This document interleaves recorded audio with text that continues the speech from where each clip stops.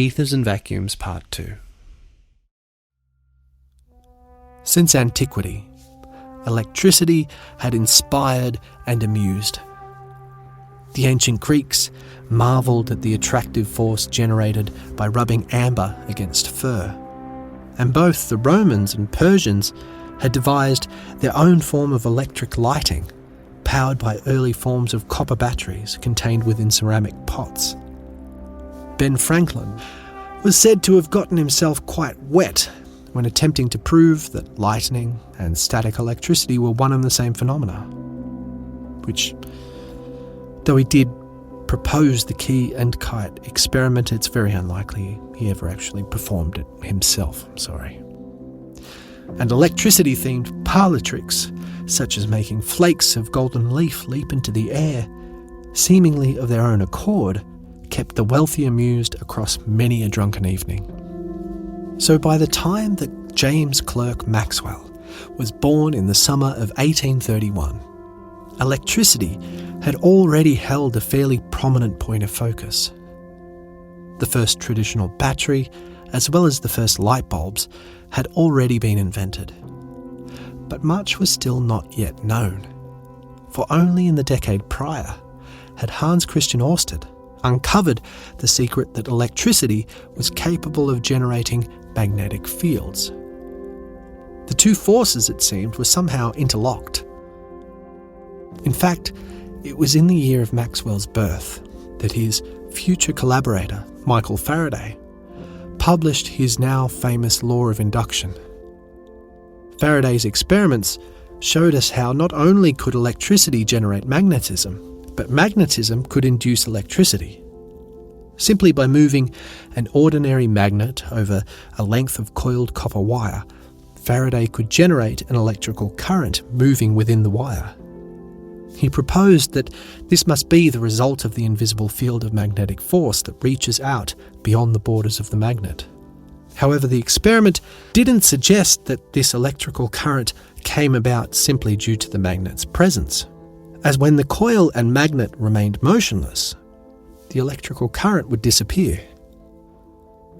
It was only when the magnet was put back into motion that the current would present itself, suggesting a very unique bond between the two forces.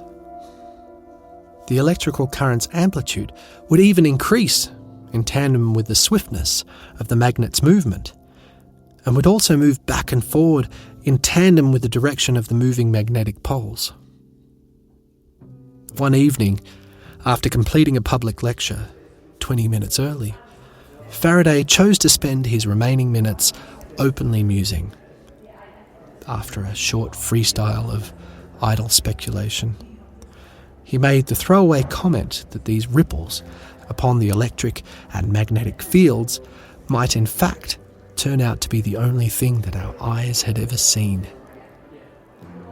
Unknown to Faraday, it was his intuition for this mysterious medium, and the understanding that Maxwell was yet to provide, that would inevitably lead to the entirety of our modern electrical civilization.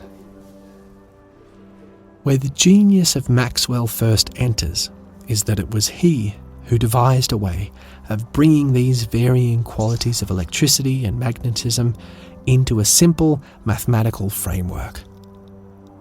That might not sound entirely exciting, but it was revolutionary.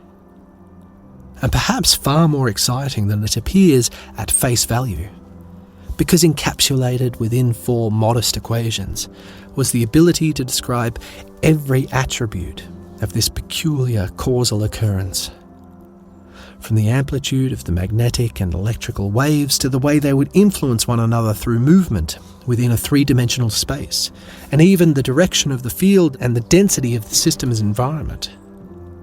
All these subtleties and their various relationships were here outlaid in 4 short and beautifully elegant equations. But the great party trick of his life was not yet over, for his most influential discovery was to arise almost entirely by accident when he chose to consider how his new equations might operate within the ether and the vacuum of space. Within the constraints of his theoretical void, each of the four equations gave a new insight. 1. That there were simply no electrical charges present within a vacuum. 2. That there are no magnetic monopoles in a vacuum. 3. That any changing magnetic field must still give rise to an electrical field. And 4. That any changing electrical field must still give rise to a magnetic field. For Maxwell, this explained how, though a system might be initially chargeless in a vacuum, each force still has the ability to piggyback off the other, thus propagating through space in the form of an oscillating wave, an electromagnetic wave surfing the ether, a wave for which he then decided to calculate a speed, thus leading to what can only be described as the ultimate Uereka moment. Said Einstein of Maxwell's moment in the sun, quote, "To few men in the world has such an experience been vouchsafed," end quote. The speed of Maxwell's electromagnetic wave turned out to be identical to the then known speed of light. For Maxwell, the astonishment was instant and the revelation clear. Electricity, magnetism, and light must all be properties of a single unified phenomenon. Light must be an electromagnetic wave. The power which fuels our homes, which holds our children's paintings to the fridge door, that makes our hair stand on end, which rips the sky apart during an electrical storm, are all one and the same force as that which allows us to see the many landscapes of a sun-filled day. Though the picture was not yet entirely complete, for if this electromagnetic wave did indeed travel through space at this pace we call the speed of light, to what background should this speed be measured against?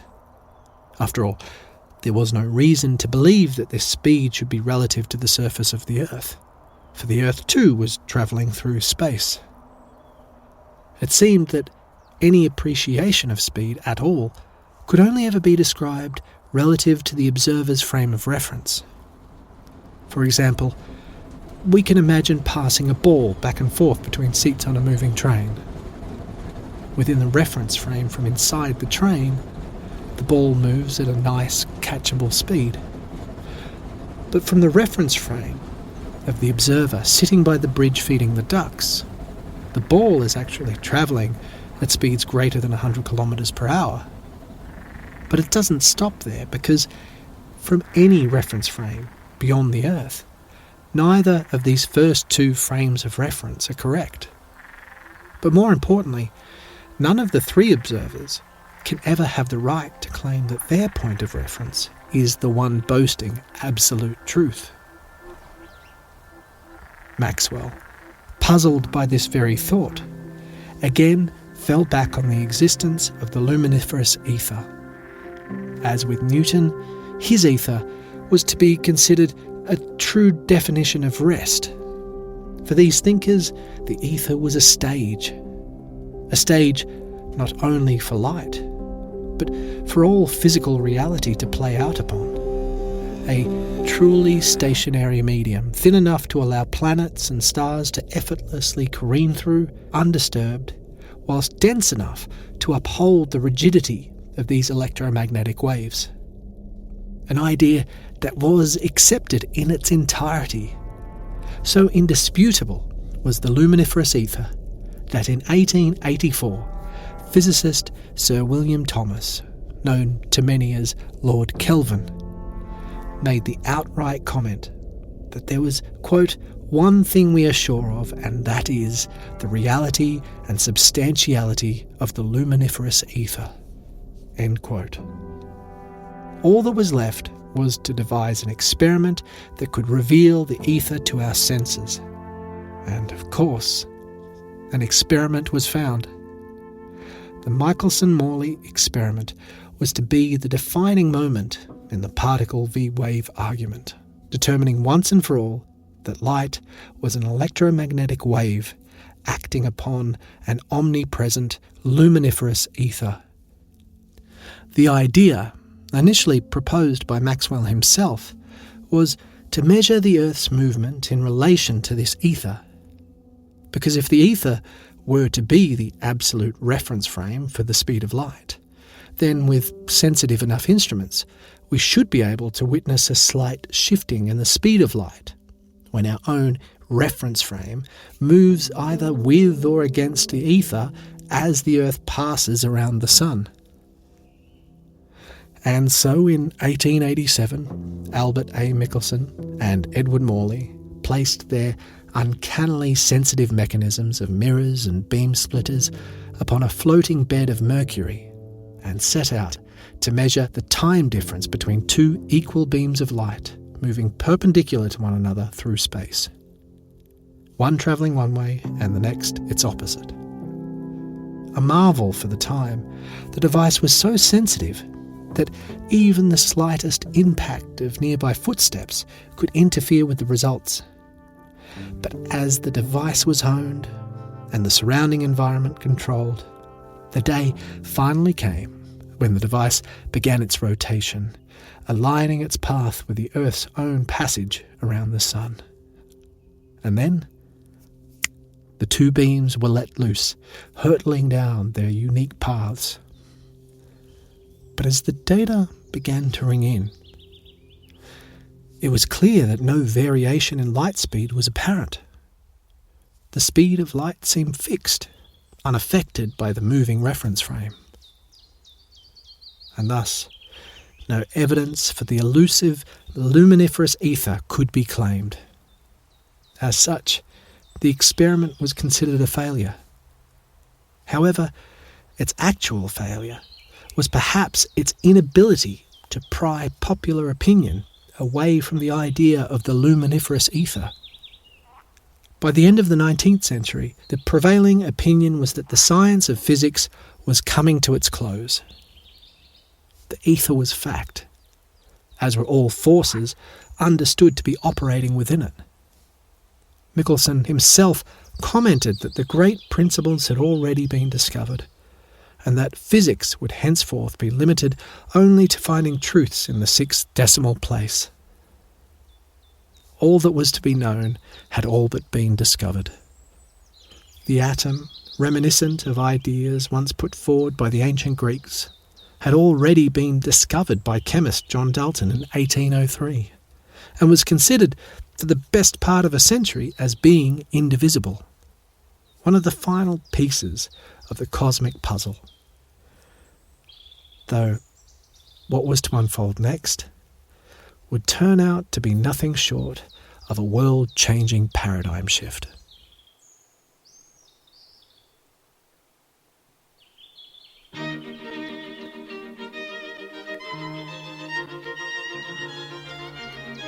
In 1897, J.J. Thomas discovered the electron.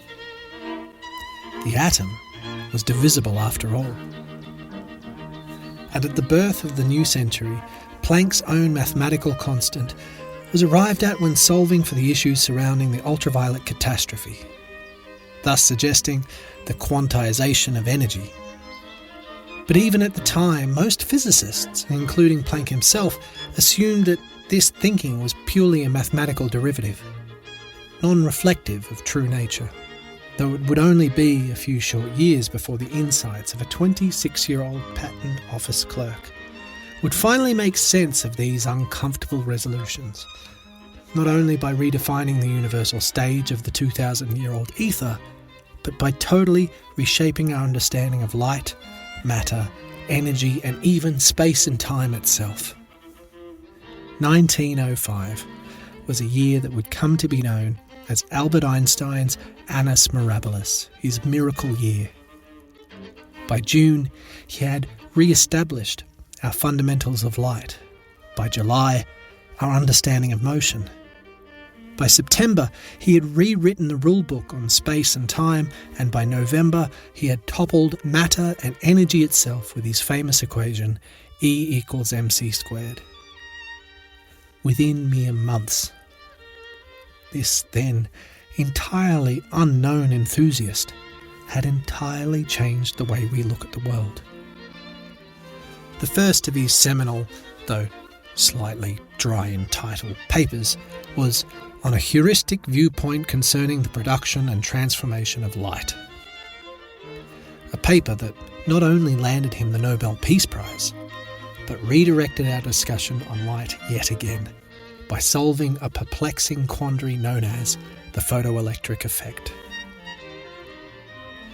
The predicament came about when experiments in the 19th century showed how electrons could be knocked away from various metals when hit by electromagnetic radiation, or in simple terms, when the metal was lit up by light. The curiosity compounded, however, when the kinetic energy of these escaping electrons appeared totally unaffected by the light's intensity. The amplitude or brightness of the light did show to affect the amount of electrons being released, however it did not affect the electron's capacity for being released in the first place. The only aspect of the light that appeared to have this effect was the light's frequency, in other words, its colour. If a particular colour of light, say blue, could knock the electrons away, then even the faintest beam of light would be effective. But if the colour, say red, did not influence the electrons, then it would make no difference at all how intense the light was, how bright, how much radiation and energy were emitted, the electrons would remain bound to the metals.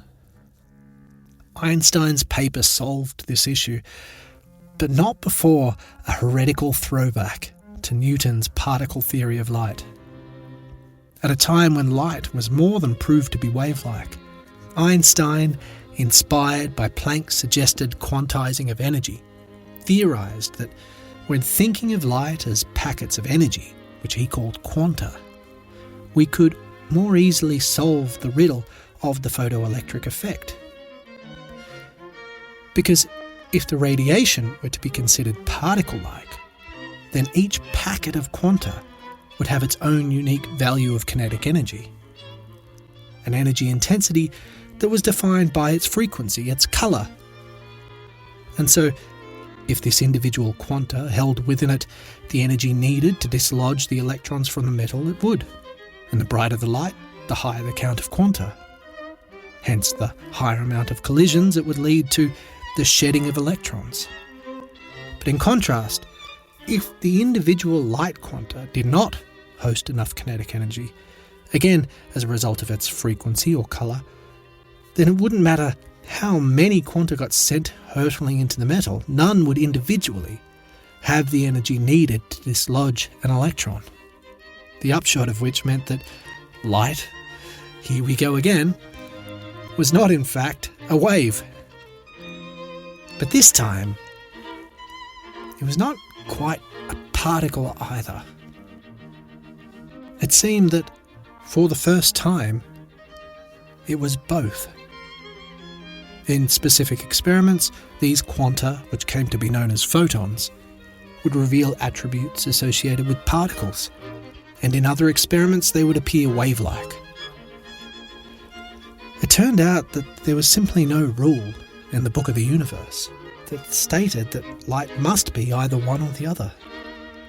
This was something new, something unique to our understanding and experience, something we still fail to fully understand today, as can be appreciated in the clumsy language used to describe the phenomenon. A language resolved to the new norm but stubborn to let go of old perspectives. It's what we now refer to as wave-particle duality.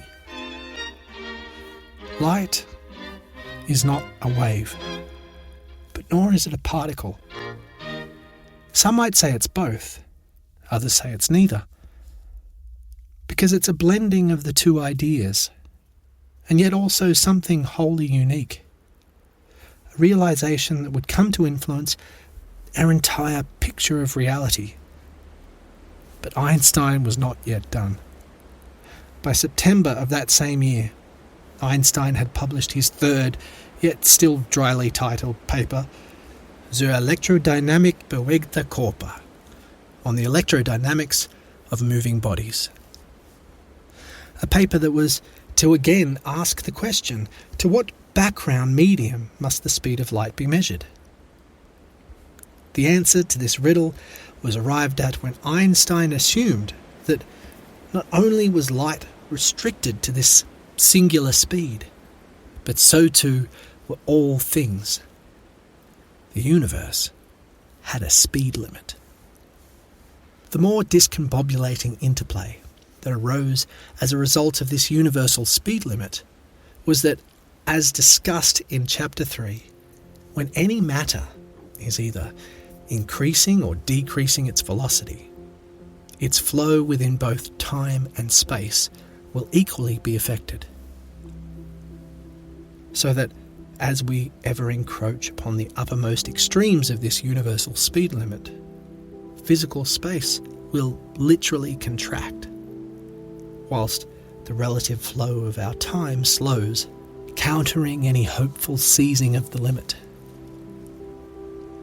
In accordance with Einstein's rules of relativity, no thing that hosts mass can ever successfully increase to or above the speed of 299,792.458 kilometers per second.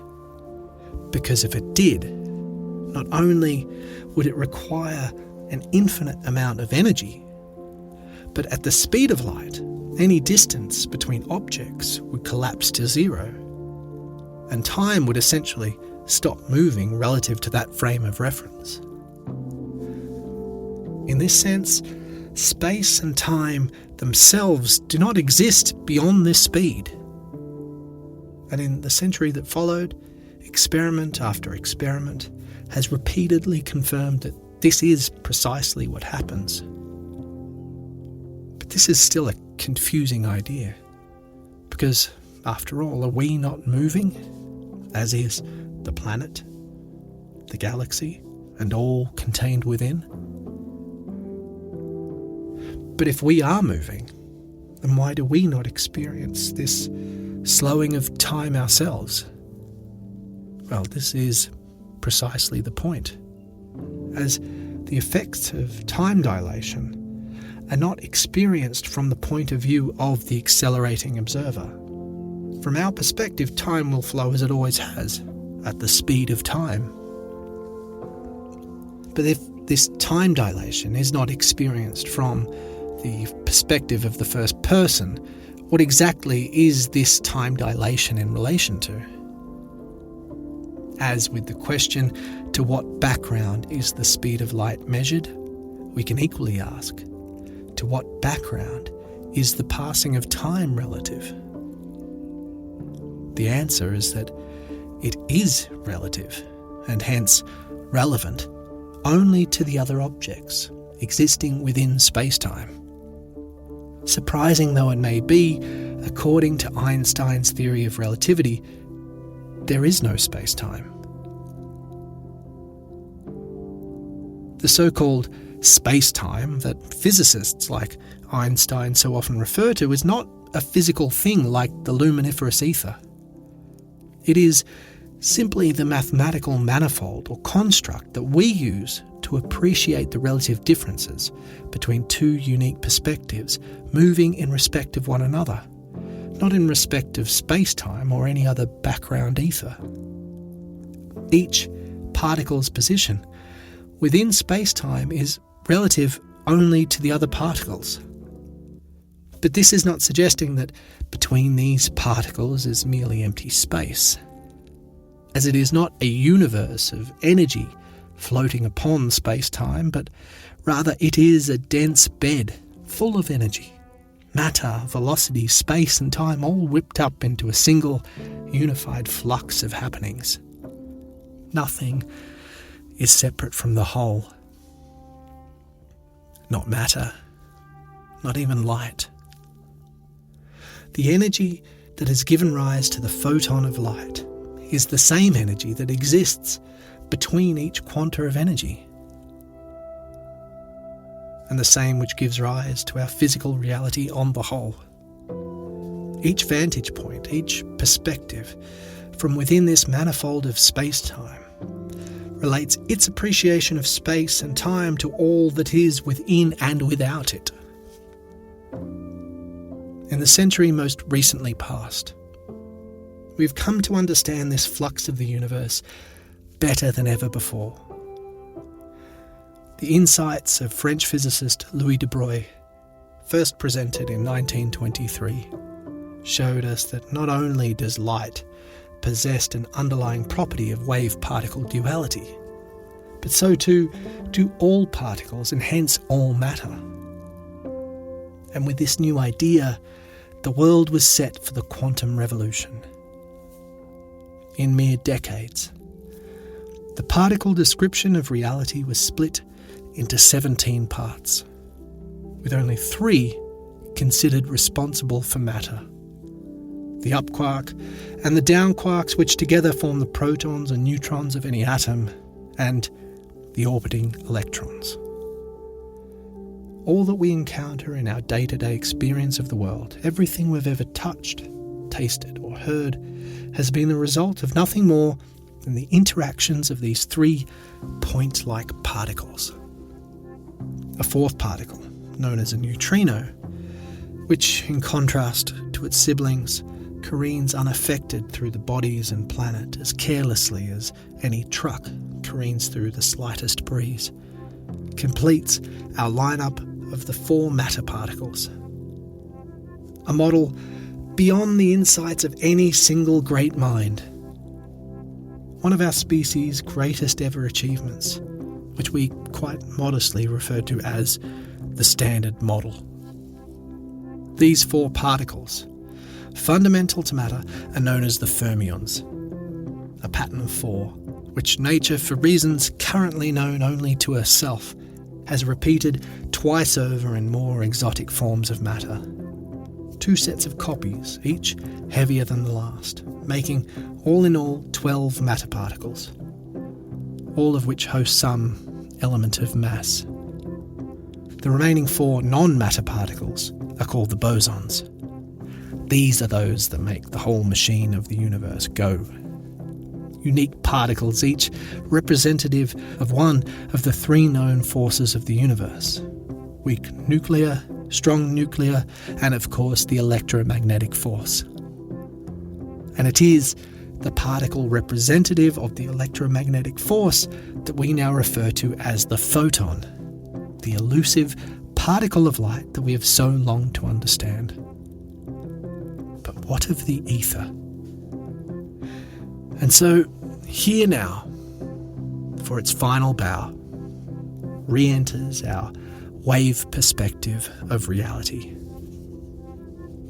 As our latest discoveries have revealed, these most fundamental elements of matter are not mere particles, as fundamentally they are considered the excitation of fields that permeate the entire universe. For as the photon is an excitation of the electromagnetic field, so too is the electron an excitation of the electron field, the up quark an excitation of the up quark field, and so on.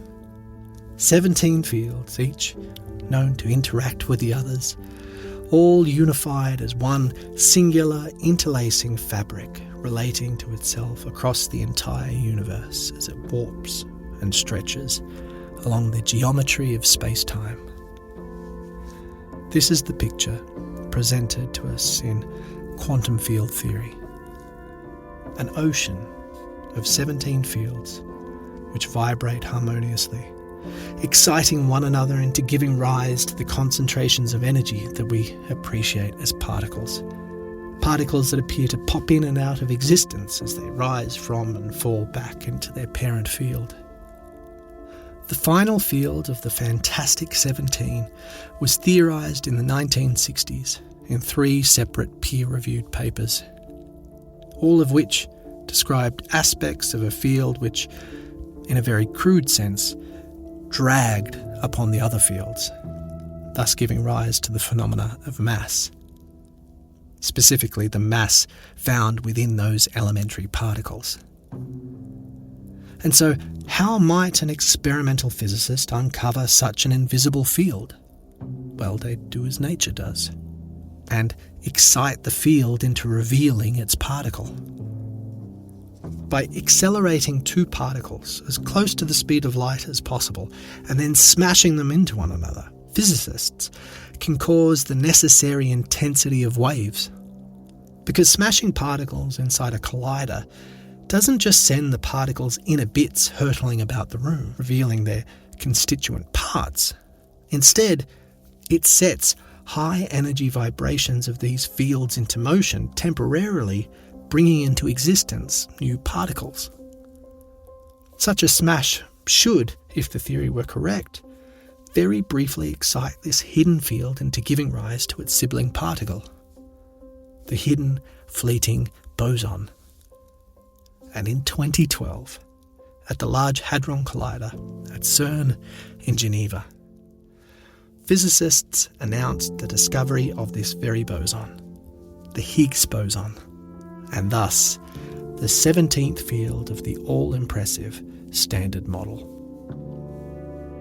But physicists know the battle is still not yet won, as they are all but sure that there are more fields out there waiting to be discovered, more fields that intermingle and play with all that we currently see and understand as physical reality. Still remain the fields that would explain the existence of gravity, dark matter, and the dark energy thought to be fueling the universe's growth. Nonetheless, here it is, our final frame. A picture where the flux of universal energies is understood as harmonically oscillating fields, permeating the entire universe, and giving rise to light and physicality as we know it. But importantly, in respect of our own search into the ontological nature of reality, in the language of physicality at least, due to this flux, all is one. Because nowhere within our vast wealth of scientific discoveries have we ever discovered anything truly empty. The vacuum of empty space is instead full of vibrating energies, being and becoming always and everywhere. For space is not a thing we sit in. We are space. Every mode of energy, every being, every particle exists only in its relationship with other particles. And these relationships are the actuality of that space. Not but mere tendrils of connections, as between all beings, becomings, waves and particles, all spaces are full. Emptiness is full of itself, as I too might sound at times. Thus, all bodies existing upon this sea of relationships are in actuality a contiguous fluid whole, perhaps even to an infinite degree. And so this is where we have now come to sit, upon yet another of our shorelines of understanding, upon a flux proposed 2,500 years earlier by ancient thinkers and interpreted as everything from a void to a god to an interconnected dance of layers. Light, ether, matter, us and the heavens above, both beyond and within, are all but unique cross-sections of the same pulsating moment. And so, if this is modern science's current, though clearly unfinished, interpretation of the flux, where, if anywhere, can we now begin to place our contemporary ideas of consciousness?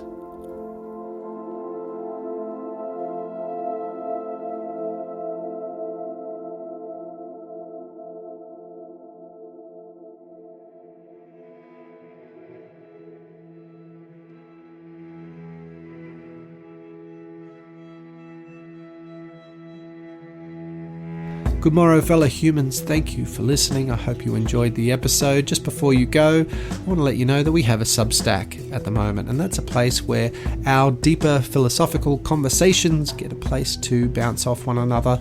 It's also a place where if you have any questions about the episodes, that you can post them there. And if you think you have a step up on me, that you would like to share your insights and your input, that's very welcome, because here debate is very, very much encouraged, and so long as it's polite and friendly, I'm more than happy to have people debate and my concepts being challenged. I think that's a great way for a community to unpick our ideas. So anyway, much love, and I hope you all have a wonderful, wonderful week. All right, see you later. Bye.